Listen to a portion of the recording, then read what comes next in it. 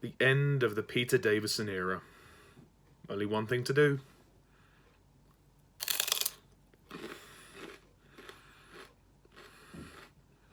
Change, my dear.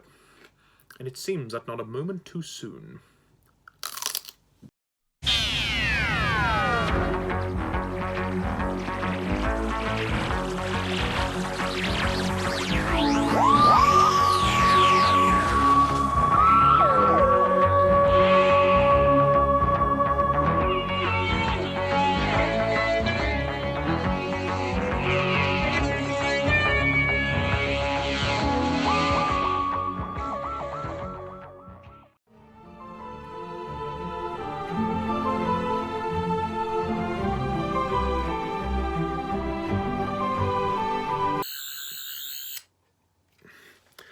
Hello Whovians and welcome to a very special Doctor Who review, where today I review Peter Davison's final story as the Fifth Doctor, The Caves of Androzani. Oh, The Caves of Androzani, this is a very special Doctor Who story indeed. Peter Davison's final story. It's his 20th story as well. It's the 135th Doctor Who story, and it is the 6th and, unfortunately, penultimate story of Season 21. Okay, The Caves of Androzani. This is a much-loved Doctor Who story. Do I love it? Well, you'll wait and find out. The synopsis of this story is: arriving on the barren world of Androzani Minor, the Doctor and Peri find themselves embroiled in a long-running war, fought between the ruthless General Cheltak and the sinister Sharaz Jek. At the heart of the conflict is a substance called Spectrox. Both valuable and deadly, the Doctor and Peri end up being poisoned by the material, which is killing them slowly and painfully, and there is no cure. As the conflict heats up and the situation gets more desperate, and with death just hours away, how far must the Doctor go in order to save his friend's life? Well, Caves of Androzani. All I can say is absolutely fantastic. This is how you end a Doctor's era. I love this story. This is, without question, Peter Davison's best story by far. I mean, the sort of stakes of this story are what... not Colin Baker. The stakes in this story is what Tom Baker needed for Logopolis. Now, don't get me wrong, I like Logopolis, and I've reviewed it if you wish to check out my thoughts, but this is absolutely phenomenal. I mean, Robert Holmes comes back to write the script, and wow, it is a flawless script. I cannot fault this whatsoever. There are so many great things to love about this story. For one thing, let's get this out of the way first. Peter Davison, in his final performance as the Doctor, he's fantastic. He really has come a long way. Davison is not my favourite Doctor, and he won't ever be my favourite Doctor, especially because he came after Tom Baker. But I think Davison cemented his place by this point, and by this point, I think, you know, by the end of his era, you would have grown to appreciate him. I certainly did. I sort of actually felt a bit sad to see him go, which was surprising. I got very comfortable with Davison in the role, but his time had come. He obviously chose to leave after doing 3 seasons, and that was it. And honestly, he goes to great lengths in this story. The fact that the Doctor, he basically dies sacrificially for Peri is a testament. I mean, I suppose it's kind of surprising because we've not known Peri for that long. So perhaps if it was someone like Tegan or Nyssa, and if they'd have stayed to his last story, perhaps you would have felt a bit more emotion from that. So perhaps the fact that it's Peri is kind of surprising, because we've only seen Peri in one story previously, but it doesn't actually matter that much because you still feel the heroism of the Doctor. You know, he obviously values her as a friend, and he likes her, and he can't see her die. And I love the sense of urgency about this story. There is a race against the clock, you know, to save their lives, and the Doctor, he manages to get the antidote to this Spectrox, which is bat's milk, but there's only enough for Peri. And then, of course, that's, you know, the poison causes him to regenerate into Colin Baker. But we'll come on to the regeneration later. Nicola Bryant as Peri, I mean, she's great in this story.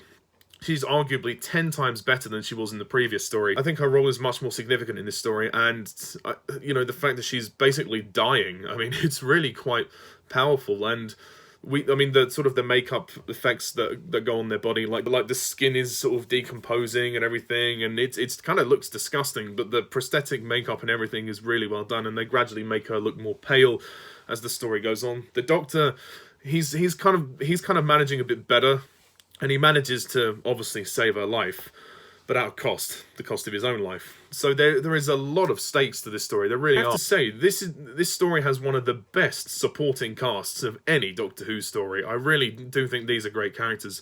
First of all, Shiraz Jek, played by Christopher Gable.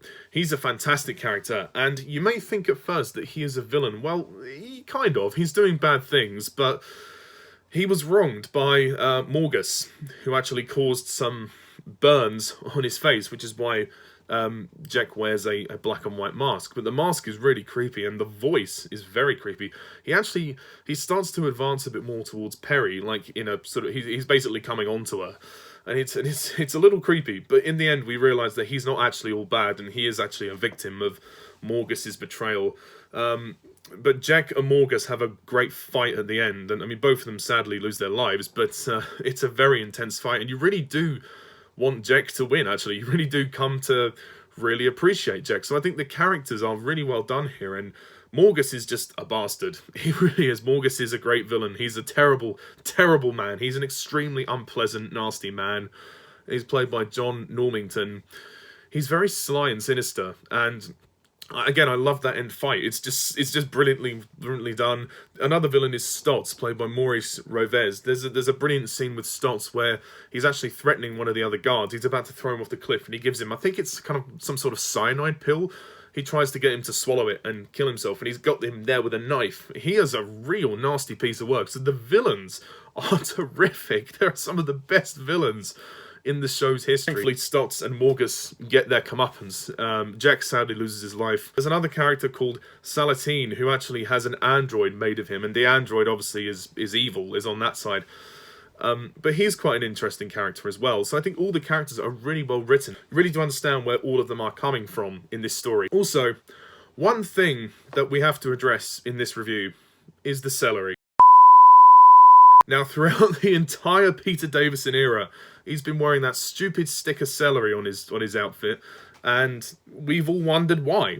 Well, it turns out that the Doctor explains to Perry that the reason why he wears the stick of celery is to detect poisons or something, and then the celery will change colour. What a crock of shit. I'm sorry, I don't like that explanation.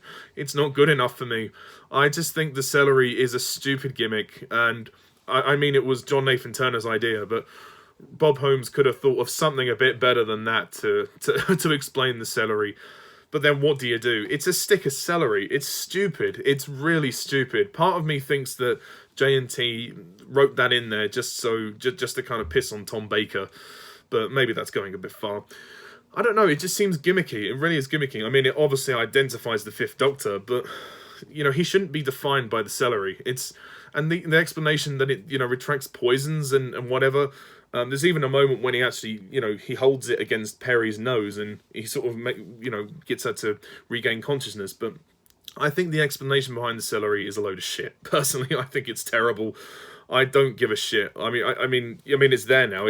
That's what it is. But I think that's a terrible excuse, to be honest. There is a terrific amount of action in this story. I mean, Davison really gets his hands dirty. He really gets involved in all the sort of battles and everything. He's running quite a lot. I mean, I've complained about Davison being so exasperated through this story. Well, he's never been more exasperated than he is here. To be fair, the man is dying in the story, so I shouldn't really laugh about that. But there are a tremendous amount of stakes to the story. There's tons of action. It is an action-packed story. It's a very dark Doctor Who story in a way. It's quite scary in places, and obviously very creepy. There's these two factions fighting against each other. Vectrox is a really cool idea. It's obviously like this sort of element that increases your life, and the president on Androzani Minor wants it, obviously for his own gain. But obviously Morgus and Jek were competing for it as well.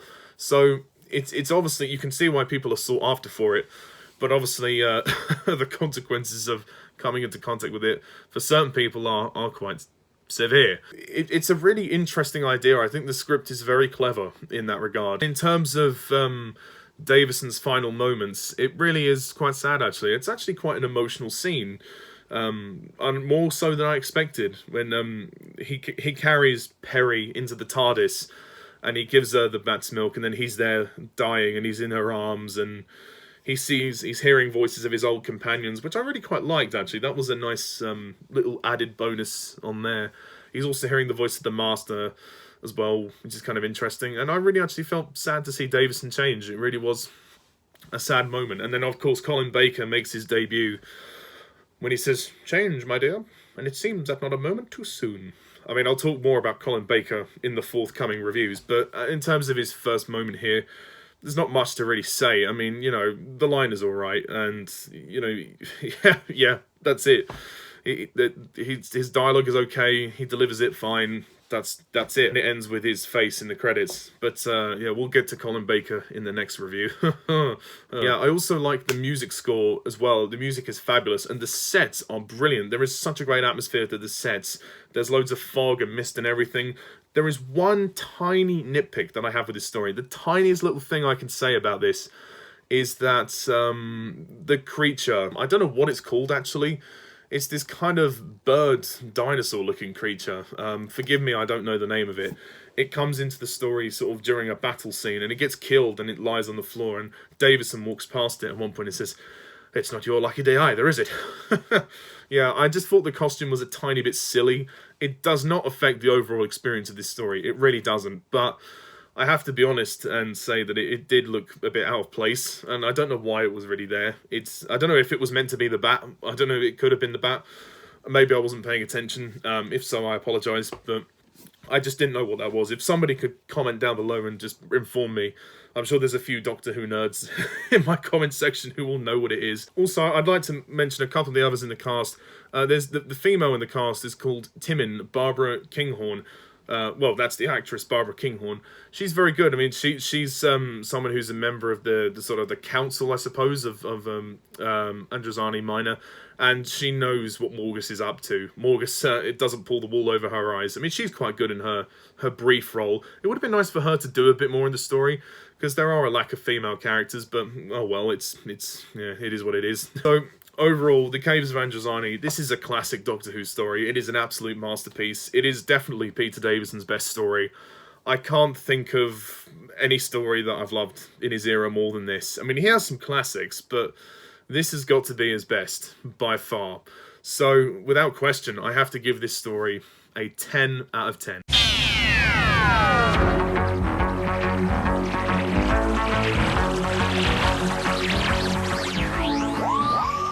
Now, you might be wondering if I'm going to do a mini ranking, and the answer is no. The reason for that is because we haven't reached the end of Season 21 yet. Bizarrely enough, JNT wanted to end the season with the new Doctor. So Colin Baker's first story, The Twin Dilemma, is going to be the final story of the season, which is slightly bizarre in a way, but he wanted to give the audience a taste of the new Doctor. I'll talk more about my feelings on this in the next review, because I have a lot to say about the Twin Dilemma. But for now, I think all I have left to do is really say goodbye to Peter Davison. So I'm going to raise a toast to Peter Davison, the Fifth Doctor. Brilliant. Now, Peter Davison, well, he had definitely tough shoes to fill following the first four Doctors. I mean, specifically Tom Baker. You know, Tom Baker was such a beloved Doctor, and he went on, you know, for 7 years, 7 seasons, so no actor that came after Tom Baker was ever going to reach that level. And I think that Davison resigned himself to that fact a long time ago, but I think Davison actually is good. He's a grower. I think he's the Doctor that really does grow on you over time. When I started watching Davison, I wasn't convinced. I just did not think that this guy could pull it off. I just thought he was kind of bland, and in a way, his characterization remained pretty bland as he went on. But one thing you can say about Davison is that as an actor, his performances got better as he went on. He became much more confident. His Doctor was a little bit like cowardice in his first season. He was a bit wimpish, but he managed to kind of man up and become the Doctor that he is in Caves of Androzani. You can choose to see that as a character arc if you want to. So you can see his Doctor evolving to a much more confident man and the hero. So by saving Perry, he really earns the title of being the Doctor. So I like the way they wrote that in essence. I mean, it's not explicitly stated that that is what it is, but you can choose to see it that way if you want, and I guess I do kind of choose to see it like that. His era is kind of a mixed bag. I mean, there's a lot of stories that aren't very good. There's a few that aren't very good, but he does have quite a few classics in his era. I'm surprised, actually, how much I kind of liked in Davison's era. And it is a disappointment after Tom Baker. There's no question, but I do think there is a lot to like in Peter Davison's era. I still think the celery is stupid. I'm sorry. No matter what explanation you throw at it, you know, to be fair, it was always going to be kind of stupid. And, you know, Davison isn't my favourite Doctor, but I think he's a nice man in real life. He really is. And he gave it his all. He tried his best with the part. I like his costume. I think his costume grew on me over time. The question marks are annoying though, and the celery, but a very different Doctor to Tom Baker. Not the most humorous Doctor. He did have that breathing problem. He was quite exasperated a lot of the time, but he kind of learned to go with the flow as it goes on. He had quite a few decent companions. Well, less said about Adric, the better. But, you know, Tegan, Nyssa, Turlo, and for a brief time, Perry. You know, they were all pretty good. Chameleon, again, less said about him, the better. Well, what is there to say about Chameleon? But I will always appreciate Peter Davison for his contribution to the show, and I will always appreciate the fact that I did grow to like Peter Davison as time went on. I mean, well, to put it in perspective, when I rank the Doctors, I will probably still rank Davison quite low. But that being said, he could not have had a better exit. He could not have had a better exit, and his era is very mixed. The quality is inconsistent. One week you'll get a great story, then you'll get a shit story. So it's a little all over the place, but it finally came together in the end. I think it is last season. It really came together, and yeah, he really proved himself. And, you know, even if you don't like Peter Davison, the guy gave it his best. He tried his best. Overall, I would say his Doctor was okay. He was fine, but he's probably the weakest of the first five. Definitely. He's one of the weakest of all of them, actually, I would say. But you know, I still think he had a certain charm to him, and he earned his heroism by the end. In the end of his era, he became the Doctor. So, my final toast to Peter Davison, the fifth Doctor. Yeah, 3 years, 3 seasons. Right, well that kind of concludes it. Of course, next time we come to the final story of season 21, which is the Twin Dilemma. The Colin Baker as the 6th Doctor. Yes, Colin Baker makes his debut as the 6th Doctor. So, yeah, stay tuned for my review of the Twin Dilemma. So, where I will be doing a mini ranking of the season. But as of now, I think I'll finish up with a short tribute to Peter Davison, the 5th Doctor. So Peter Davison, thank you very much. See you soon. Bye-bye.